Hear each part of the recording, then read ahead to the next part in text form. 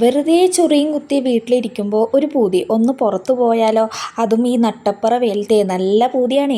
അപ്പോൾ ഞാൻ ഒറ്റയ്ക്കല്ല, എൻ്റെ കൂട്ടിനായിട്ട് എൻ്റെ സന്തത സഹചാരിയായി ഇവനുണ്ട് കൂടെ.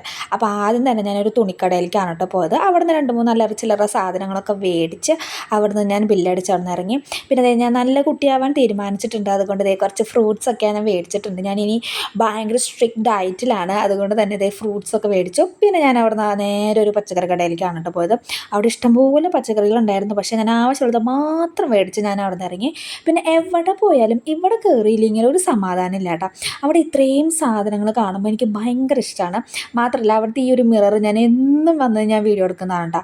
അവിടെ എത്തിക്കഴിഞ്ഞിട്ട് എനിക്ക് എന്താ മേടിക്കേണ്ടതെന്നൊരു പിടി ഉണ്ടായിരുന്നില്ല. കാരണം എനിക്കൊരു ഐഡിയ ഉണ്ടായില്ല എന്താ മേടിക്കേണ്ടതെന്നുള്ളത്. കാരണം നമ്മൾ ചുമ്മാ അങ്ങോട്ട് ഇറങ്ങിയതാണല്ലോ. അപ്പോൾ ഞാൻ എന്തൊക്കെയോ കയ്യിൽ കണ്ടതൊക്കെ മേടിച്ച് ഞാൻ അവിടെ നിന്ന് ബില്ലടിച്ചിറങ്ങി.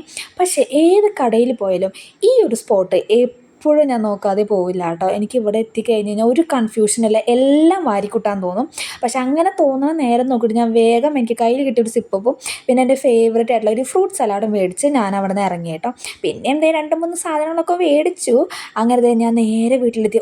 ഡ്രൈവ് ചെയ്ത് ഭയങ്കരമായിട്ട് ക്ഷീണിച്ചു ഗൈസ്. അങ്ങനെ സാധനങ്ങളൊക്കെ മേടിച്ച് ഞാനെല്ലാം പറക്കി കൂട്ടി സഞ്ചിയിലേക്ക് പറക്കിയിട്ടുണ്ട് കേട്ടോ. അപ്പോൾ അത്രയേ ഉള്ളൂ. ടാറ്റാ.